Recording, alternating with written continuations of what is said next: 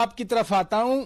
آپ نے Peoples party کا پرسپیکٹو سنا. نون لیگ کی ترجمان مریم اورنگزیب بھی آج کہہ رہی تھی کہ جو کچھ وزیر اعظم صاحب نے آج اپنی تقریر میں کہا، نون لیگ سمجھتی ہے کہ انہوں نے بالآخر اپنی نااہلی نالائقی کا اعتراف کر لیا.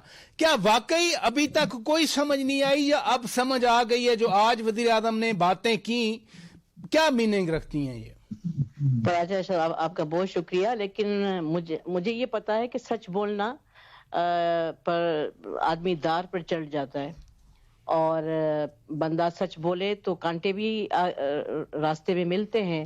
اگر وزیر اعظم صاحب نے ایک نارمل بات کی، ہاں اگر وہ جھوٹ بولتے رہتے نہیں جی میں یہ کر لوں گا، کیونکہ تجربہ کار جتنی بھی پولیٹیکل پارٹیز تھی انہوں نے جو کچھ رزلٹ دیے ہیں پاکستان کو، تو اس سے میں سمجھتی ہوں کہ ہم جیسے نا تجربہ کار بہتر لوگ تھے کہ ہم نے ان کا قرضہ اتارا، بیٹھ کر ان کا بیاج اتارا. ہم نے اسٹیل مل ہم نے پی ٹی آئی نے خراب نہیں کی، پی آئی کا بیڑا غرق ہم نے نہیں کیا، ہماری حکومت نے نہیں کیا، اداروں کو تباہ ہم نے نہیں کیا. وہ اگر آپ اب جیسے آپ مثال لے لیں، بلاول بھٹو بے نظیر بھٹو صاحبہ کے بیٹے ضرور ہیں، لیکن بے نظیر بھٹو کے سوئم کے اوپر انہیں ایک پارٹی کا چیئرمین بنا دیا گیا، تو اسے کون سا تجربہ تھا؟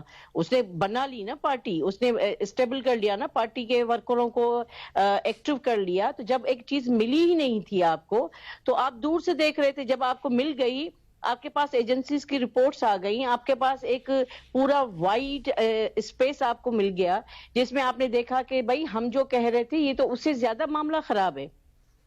اور تیاری ہو کر، ہاں جیسے ہمارے ملک میں رواج نہیں ہے کہ جیسے باہر کے ملکوں میں الیکشن ہوتی ہے تو ان کے پاس پورا ایک ویژن ہوتا ہے پورا کہ کون ہمارا منسٹر بنے گا. نون لیگ کا جو بیان آیا وہ تو کہہ رہے ہیں کہ جی ڈی پی ہماری دور میں 5.8% تھی، گروتھ ریٹ تھی، شرح نمو تھی، جو اب 0.4 پہ چلی گئی، مائنس میں 1952 کے بعد چلی گئی. تو یہ سیکھنے کا عمل جاری رہے گا چاہے معاشی صورتحال جہاں چلی جائے.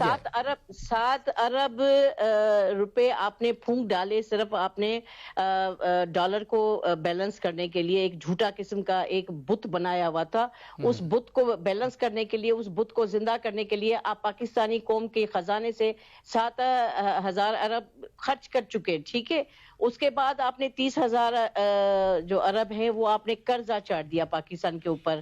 اور اس کے بعد آپ کہتے ہیں کہ جی اگلا جو پرائم منسٹر ہے وہ نا تجربہ کار ہے جس نے بیٹھ کر آپ کے 5,000 ارب روپے اس نے صرف بیاج کی صورت میں ان 2 سالوں میں پے کیے ہیں، اور 10,000 ارب روپے اس نے آپ کا قرض اتارا ہے.